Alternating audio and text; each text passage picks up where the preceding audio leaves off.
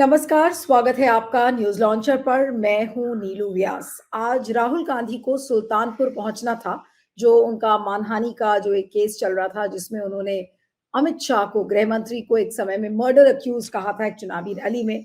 तो उसी मामले में उनके स्टेटमेंट को आज रिकॉर्ड किया जाना था। वो पूरा मामला अब 12 अगस्त के लिए टाल दिया गया है। लेकिन आज राहुल गांधी सुर्खियों में इसलिए आए क्योंकि आज वो सुल्तानपुर में जब जा रहे थे, उसी दौरान उन्होंने एक मोची से मुलाकात की। और उस मोची की से मुलाकात की जो पिक्चर्स हैं वो काफी वायरल हुई हैं, और लोग उस पर लिख रहे हैं कि फिर से एक बार राहुल गांधी के व्यक्तित्व के बारे में लोग लिख रहे हैं कि समाज के हर तबके से वो जुड़ने की कोशिश कर रहे हैं। और खासकर उनके परिवार वालों के बारे में जानने की कोशिश कर रहे हैं कि आखिर उन परिवारों पर, या फिर वो जो एक पर्टिकुलर प्रोफेशन है जिससे वो मिलते हैं, उन पर क्या बीती है, उनके प्रोफेशन में क्या दिक्कतें आती हैं। तो आज जिस मोची से मिले थे, रामचैत उसका नाम है, वो आज काफी सुर्खियों में है। इंस्टाग्राम, ट्विटर, सब जगह उसकी पिक्चर्स वायरल हो रही हैं राहुल गांधी के साथ। उसने तस्वीरें खिंचवाई हैं, उसने टीवी चैनल से बात किया है, और क्या वो जूता सिल रहा था उस समय, वो तक टीवी चैनल्स ने पिक्चर्स दिखाई हैं। लेकिन बड़ी बात राहुल गांधी की है, और राहुल गांधी के प्रोजेक्शन की, कि उनको कैसे प्रोजेक्ट किया जा रहा है और राहुल गांधी अपने आप को कैसे प्रोजेक्ट कर रहे हैं। एक समय था जब राहुल गांधी के बारे में ये कहा जाता था कि उनको बार बार पार्टी लॉन्च करने की कोशिश करती है और रीलॉन्चिंग में भी फेल हो जाती है।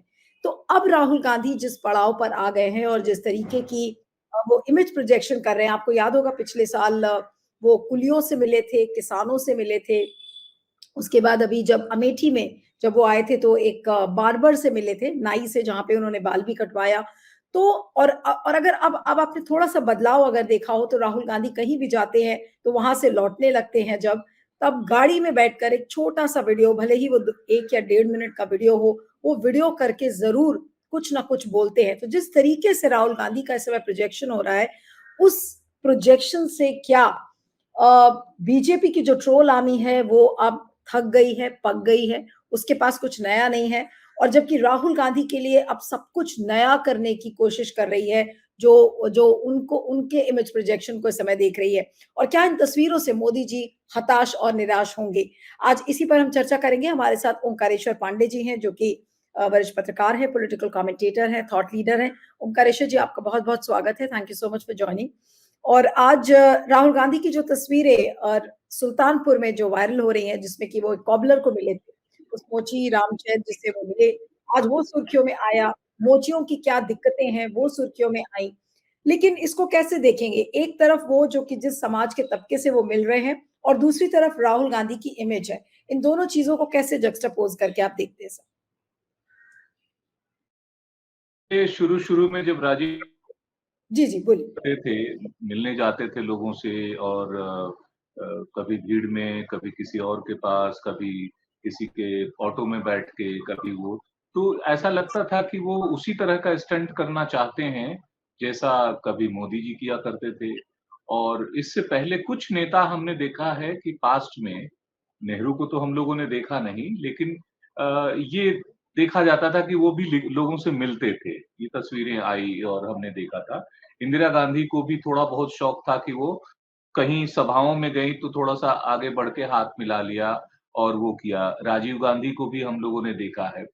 उसके बाद कई ऐसे प्रधानमंत्री हुए जिनको हम लोगों ने इस तरह के कार्य करते हुए नहीं देखे हैं कि लोगों से विशेष रूप से जाके मिले, विभिन्न तबकों के लिए सहज रूप से रहते थे। अटल जी भी रहते थे, उनसे मिल सकते थे लोग, लेकिन वो नहीं था कि हाँ, कभी किसी मोची के पास चले गए, कभी किसी उसमें कुली के पास चले गए, कभी किसी काम करने वाले मजदूर के पास गए और उसके साथ मजदूरी करने लगे। तो ये सब चीज़ें जो हैं, शुरुआत में ऐसा लगता था कि नेता सिर्फ एक दिखावे के लिए, फ़ोटो ऑप के लिए या उसके लिए करते हैं ताकि खबरों में बने रहें। राहुल गांधी जिस तरह से इस चीज़ को लगातार कर रहे हैं, ऐसा लग रहा है कि वो वास्तव में विभिन्न समाजों के लोगों को समझना चाहते हैं, उनसे जुड़ना चाहते हैं और उनके बारे में उनकी क्या समस्याएँ हैं, ठीक से जानना चाहते हैं। यही आरोप शुरू में उन पर लगता रहता था कि ये तो पार्ट टाइम पॉलिटिक्स करते हैं, बीच में छुट्टियों पे चले जाते हैं और कंसिस्टेंसी नहीं है। तो अब इन आरोपों के विपरीत उन्होंने जो अपना परिचय दिया है, वो किसी वन टाइम, टू टाइम नहीं कि साहब इलेक्शन चल रहा है, इस दरमियान हमने कुछ कर लिया और उसके बाद फिर भूल गए अपनी दुनिया में। हम ये देख पा रहे हैं कि इस इन दिनों ये लगातार इस तरह का कार्य कर रहे हैं और इससे क्या हुआ है, जनता में उनकी छवि बहुत ज़्यादा सुधरी है।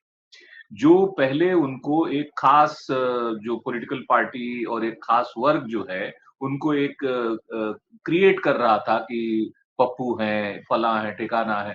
तो अब वो इमेज जो है ना राहुल गांधी की बहुत ड्रास्टिकली चेंज हुई है। एक ब्रांड के रूप में बन के उभरे हैं। उनके ऊपर, उनके कार्यों के ऊपर एडिटोरियल लिखे जा रहे हैं। अच्छा, उनकी कुछ खूबियाँ हैं। उन्हें टेलीप्रॉम्प्टर की आवश्यकता नहीं होती है, वो एक्सटेम्पोर बोलते हैं।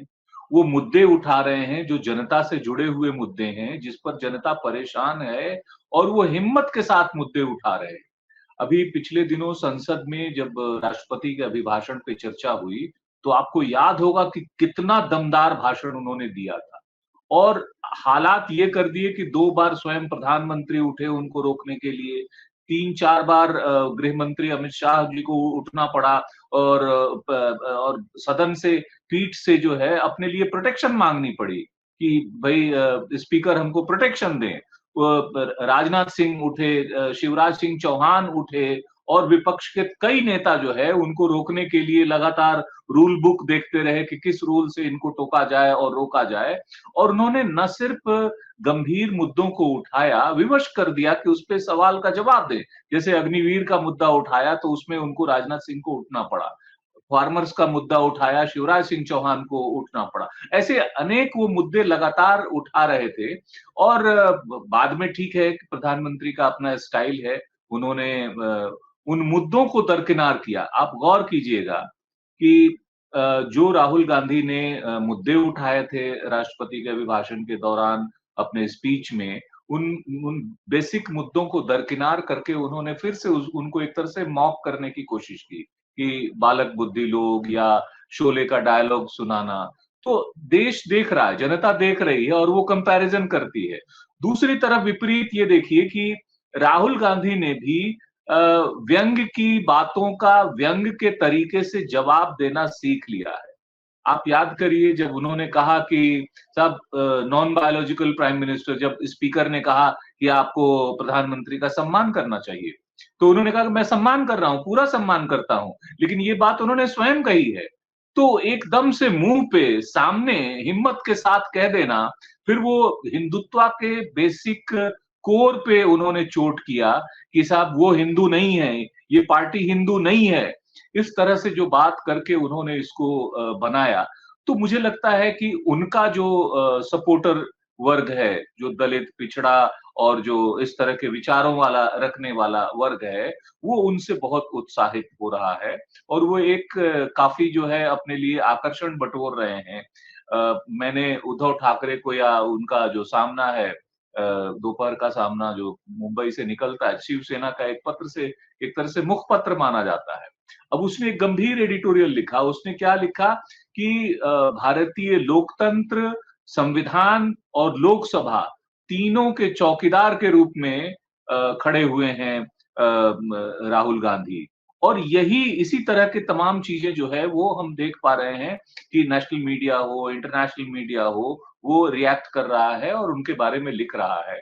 तो ऐसा लगता है कि अभी तो वो केस में गए थे, डिफेमेशन सूट के बारे में, मेरे ख्याल से और भी कई केसेस हैं उनके खिलाफ और ऐसा लगता है कि चूंकि बीजेपी घबराई हुई है, तो वो कहीं न कहीं उनको रोकने का प्रयास करेगी या कानूनी तरह से किसी तरह से वो उसमें आ जाएँ, उसके चंगुल में आ सकें, फँस सकें, तो वो प्रयास जहाँ भी, इसलिए ये वक़्त ये भी है कि जितना जनता से जुड़ने की कोशिश कर रहे हैं, गंभीर मुद्दों को उठाने की कोशिश कर रहे हैं, उतना ही उनको सतर्क रहना पड़ेगा। एक-एक शब्द बोलते हुए भी और उनको इस बात की सावधानी ज़रूर रखनी पड़ेगी कि कहीं उसका कोई बेजा इस्तेमाल ना हो जाए, कहीं उनके खिलाफ कोई मामला बनाने की कोशिश ना हो जाए।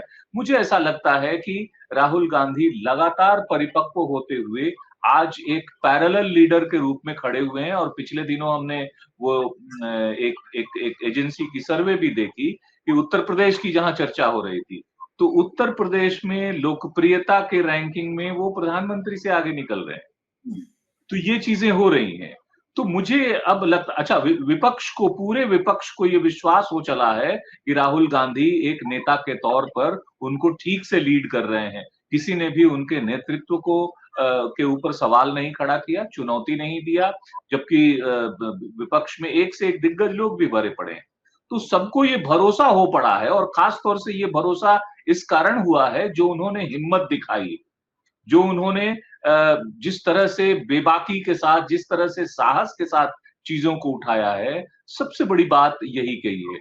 और आपको मालूम है कि विपक्ष के नेता के तौर पे आज जो ताकत उनको मिली है इस चुनावों के बाद, तो 10 साल से तो इस देश में लोकसभा में कोई विपक्ष का नेता ही नहीं था। तो नहीं, बिना लेकिन वो जिस जिस भी समाज के तबके से वो मिल रहे हैं, वो समाज है जो जिसे कि मोदी सरकार के द्वारा या तो प्रताड़ना झेलनी पड़ी, या तो फिर वो दबा कुचला महसूस हुआ, उसके साथ न्याय नहीं हुआ। उन सारे तबकों से जब वो मिलते हैं और इस तरीके की जब पिक्चर्स वायरल होती हैं, तो क्या ये तस्वीरें आने वाले दिनों में, क्योंकि और भी वो तबकों से मिलेंगे, तो क्या ऐसी तस्वीरें राहुल गांधी की मोदी जी के लिए बहुत ज्यादा दिक्कतें आने वाले दिनों में और खड़ी करेंगी? देखिए, वो एक ऐसे लीडर बनते जा रहे हैं जिनकी लोकप्रियता किसी और नेता के तुलना में बहुत तेजी से आगे बढ़ रही है। आप ट्विटर पे और बाकी चीज़ों पे अपना सब्सक्राइबर बेस दिखा सकते हैं कि इतने मिलियन हैं, ये हैं, वो हैं। लोग सवाल उस पे भी खड़े कर रहे हैं कि भई 100 मिलियन तो हिंदुस्तान में ट्विटर के अपने यूज़र ही नहीं हैं, तो कहाँ से हो गए? क्या विदेशों से आ रहे हैं? खैर, उसमें हम नहीं जाते हैं। मुद्दों पर चर्चा करना और जनता के विभिन्न वर्गों से जमीन पर जाकर उनको मिलना, रैंडमली मिलना, प्लान करके मिलना, ये सब लगातार, भाई जनता तो जनता है, उनसे मिलने कौन आता है? मणिपुर में कौन जा रहा है? तो मणिपुर में अगर वो रिहैबिलिटेशन कैंप्स में जाके चर्चा करते हैं, उनसे बात करते हैं, उनका दुख दर्द सुनने की, समझने की कोशिश करते हैं, ये तो बहुत बड़ा मैसेज जाता है ना।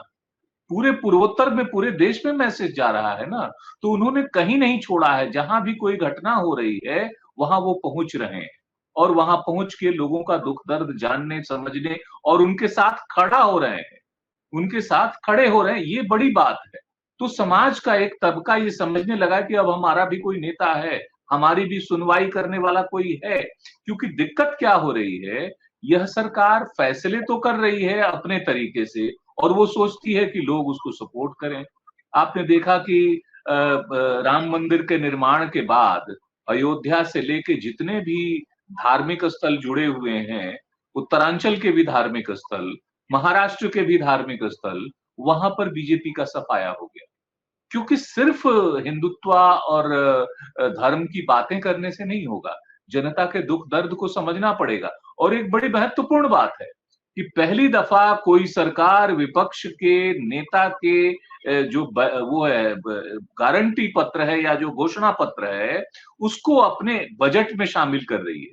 इस बार ये दबाव, जो बजट अभी चंद दिनों पहले जो पास हुआ है, उस बजट में ये साफ दिखा कि भाई जो बात आप कर रहे थे रोजगार की और बाकी चीजों की, हालांकि उसमें भी अभी बहुत साफ मंशा नहीं दिखती।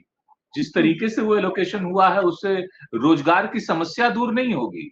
आप ये नहीं कह रहे हैं कि हम रोजगार सृजित कहाँ करेंगे, आप कह रहे हैं जो एग्जिस्टिंग है उसमें इंटर्नशिप देंगे और उनको वो कुछ प्रमोशन देंगे।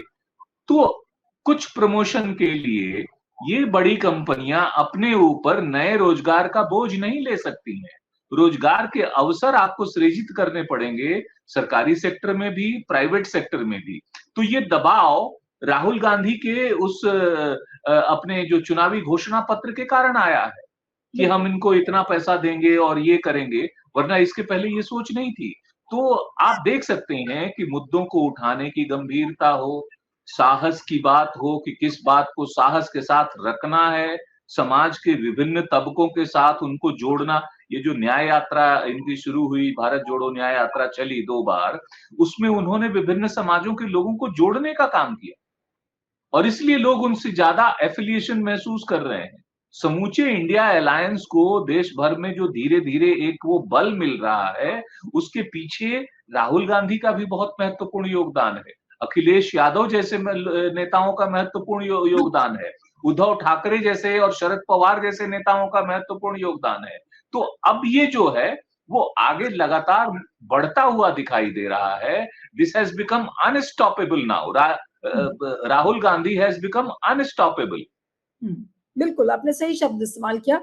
लेकिन जो अगला सवाल है कि जो मोदी जी की जो पूरी पीआर मशीनरी है, उनकी जो पूरी ट्रोल आर्मी है, कितने पैसे लगाकर और किस तरीके से उस आर्मी को खड़ा किया गया पिछले 10 सालों में, आज उसी आर्मी के पास कोई नई चीज़ मोदी जी को नए तरीके से प्रोजेक्ट करने की नहीं है।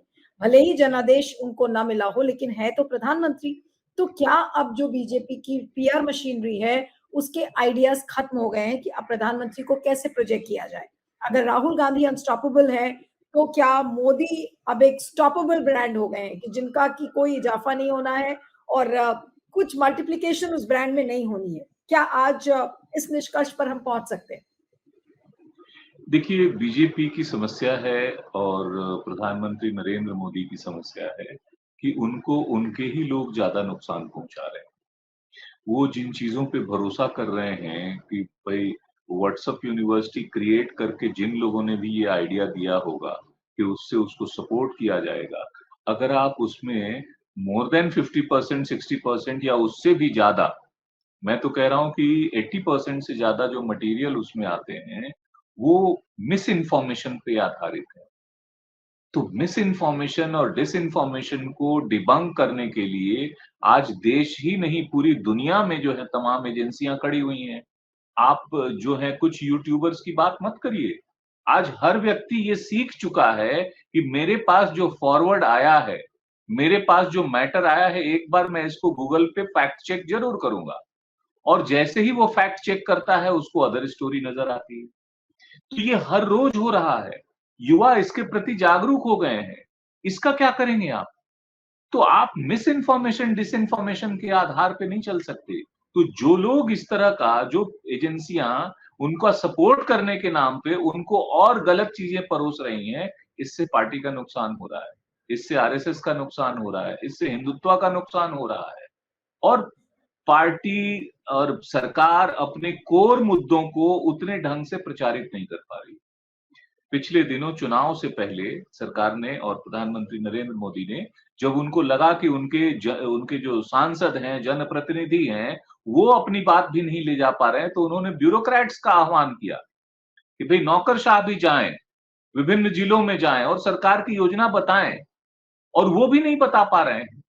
तो वहाँ जो है ना वो गैप हुआ है और उनको आज तक उनके पास कोई मीडिया सलाहकार नहीं है। मीडिया की पॉलिसी क्या? आपने अगर मान लिया है कि जो हमारे खिलाफ लिखता है वो हमारा विरोधी है।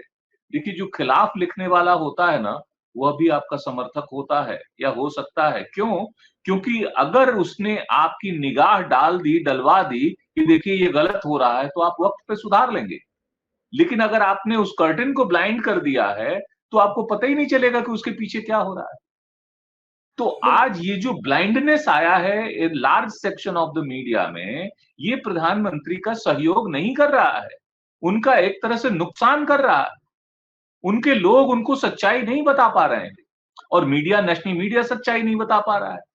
आज हालत ये है कि ज़रा-सी भी आप उनके सामने क्रिटिकल बातें रख दीजिए, तो वो तुरंत से आपको वो समझते हैं कि ये तो न सिर्फ पार्टी विरोधी हैं, बल्कि हिंदुत्व विरोधी हैं, रामद्रोही हैं, देश विरोधी हैं और क्या-क्या है न जाने। जबकि ये हो सकता है कि वह व्यक्ति जो बात कह रहा है, उसको आप सही समय पे सुन लें, तो आपका ही फ़ायदा हो जाए। तो ऐसी तमाम चीज़ें हैं जिससे उनको नुकसान हो रहा है और उनका जो फ़ोकस, हालाँकि इस बजट में काफ़ी कुछ जो गड़बड़ियाँ हैं उसके बावजूद, जो डिसबैलेंस है, जो कर रहे हैं, उसके बावजूद एक प्रभाव और दबाव दिखा कि राहुल गांधी जिन मुद्दों को उठा रहे हैं, उन मुद्दों को कहीं न कहीं से उसमें कोर में लाया जाए। लेकिन जब तक आपकी मंशा साफ नहीं होगी, फॉर एग्ज़ाम्पल अगर आप एम्प्लॉयमेंट की बात लें, हर मंत्रालय में आपने एक रोक लगा दी है, अनजानी सी रोक है या घोषित रोक है, अघोषित रोक है। एग्जाम्पल के लिए आप रेलवे मिनिस्ट्री बहुत बड़ा एम्प्लॉयर है। रेलवे मिनिस्ट्री में 10 साल पहले कितने एम्प्लॉयी हैं थे और आज 10 साल बाद कितने एम्प्लॉयी रह गए हैं, इसको ज़रा चेक कीजिए तो पता चलेगा कि उसमें लाखों नौकरियां जो हैं चली गई हैं। लाखों की कमी आई है। और इफ आई करेक्टली रिमेंबर, करीब 10 लाख जो हैं उसमें से कम हुए। It's a largest employer defence के बाद। डिफेंस में आपने अग्निवीर कर दिया। अग्निवीर का अभी ताजा-ताजा उदाहरण आ गया है अभी रिसेंटली, कि वहां से कुछ समय 1 डेढ़ साल काम करके एक युवक भागा, उसने 2-3 लोगों की अपनी एक टीम बनाई और उसने लूटपाट करना शुरू कर दिया, चूंकि वो आर्म्स ट्रेनिंग करके आया था वहां से। तो इसके जो साइड इफेक्ट्स हैं वो निकल के आएंगे। हाँ, तो ओंकार उसको देखिए, जो जो राहुल गांधी का मुद्दा है, ये मुद्दे तो हम लोग खैर काफी बार इस चीज को डिस्कस कर चुके हैं, लेकिन राहुल गांधी के वापस प्रोजेक्शन पर ही आऊंगी। और ये मेरा आपसे आखिरी सवाल है कि जो राहुल गांधी की जो ब्रांड है, क्या वो अब मोदी जी से ज्यादा पॉपुलर बिल्कुल साफ तौर पर दिखती है? और जिस तरह से कांग्रेस उनको प्रोजेक्ट कर रही है कि वो एक जननायक के रूप में उभर रहे हैं, तो क्या आज जननायक के कैटेगरी में राहुल गांधी को रखना सही होगा, और वो जननायक शायद मोदी जी नहीं बन पाए?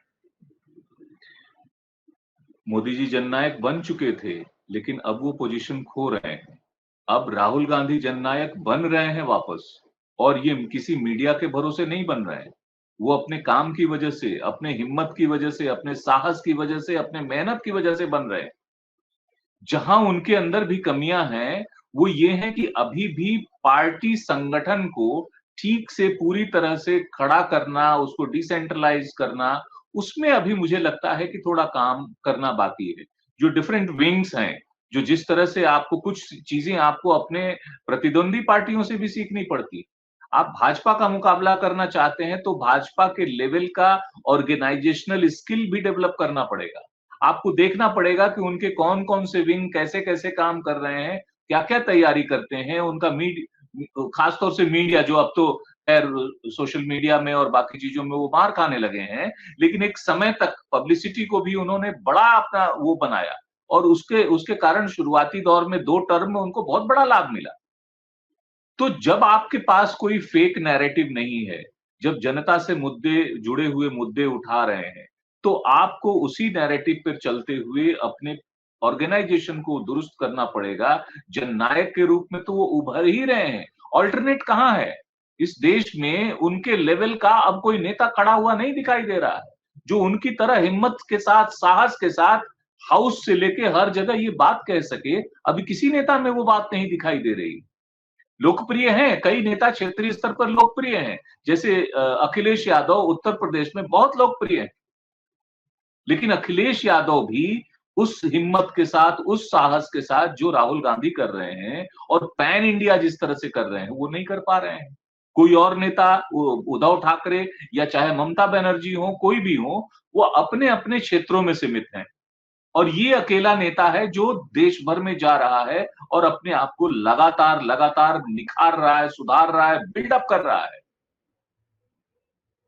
तो नहीं, और जिस मुझे तरह लगता से है कि जिस अभी जैसे लोको पायलट से भी वो मिले थे, फिर उसके बाद कुलियों से मिले, अब आज मोची से मिले, तो मोचियों की जो प्रॉब्लम है उसको उन्होंने समझा और जाना। और आज मैं देख रही थी ट्विटर पर कि कांग्रेस के जितने भी स्पोक्स पर्सन हैं और कांग्रेस लीडर्स हैं, सबने वो पिक्चर्स पोस्ट की हैं और ये बताने की कोशिश की है कि देखिए मोचियों को क्या दिक्कत होती है।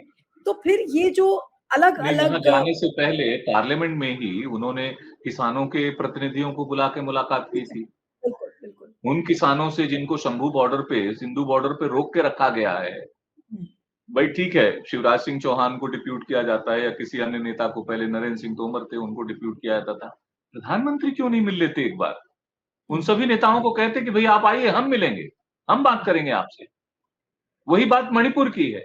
वो स्वयं क्यों नहीं कहते कि मैं जाऊँगा भाई, ये मेरा देश है, मेरा राज्य है, वहाँ लेकिन बीजेपी की ऐसा सरकार है। कौन सा है कि क्या प्रधानमंत्री की हिम्मत नहीं पड़ रही है समाज के इन तबकों से मिलने की? मुझे समझ नहीं आ रहा कि ऐसा क्यों हो रहा है? या तो वो अपनी ज़िद पे अड़े हैं, या वो हम्म, मिसगाइडेड हैं, लोग उनको मिसगाइड कर रहे हैं, या उनको ये समझ नहीं आ रहा कि ये ज़रूरी है, ये होना चाहिए। अगर आप अग्निवीरों के लिए युवाओं से नहीं मिलेंगे, नीट से प्रभावित युवाओं से नहीं मिलेंगे और सोशल मीडिया इन्फ्लुएंसर से आप मिलेंगे, तो ये मैसेज तो जाएगा ना। आप किससे बिल्कुल। मिल रहे हैं, ये देश को दिखाई दे रहा है।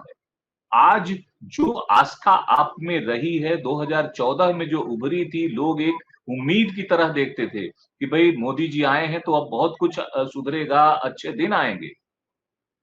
तो वो अब चीज़ें जो हैं धीरे-धीरे, धीरे-धीरे फेड अप हो रही हैं, वो खत्म हुँ, होती जा रही हैं। लोगों ने धर्म को राजनीति में जो है उसको अब स्वीकार करना बंद कर दिया है। वो अब जात-पात ये जो किसी भी तरह की इवन जात-पात की राजनीति को भी स्वीकार नहीं करते। बिल्कुल। इसकी धर्म की राजनीति स्वीकार नहीं करते। तो आपको मुद्दों की बात महँगाई पर आप बात नहीं करेंगे, आप बेरोज़गारी पर बात नहीं करेंगे, आप जो दूसरे जनता से जुड़े हुए मुद्दे हैं, उस पर जो है बात नहीं करेंगे। तो मुझे लगता है कि इन मुद्दों को उठा के और ये ज्वलंत ऐसे मुद्दे हैं, जिससे जिससे देश जो है प्रभावित है। लोग उसके लिए चिंतित हैं। बिल्कुल।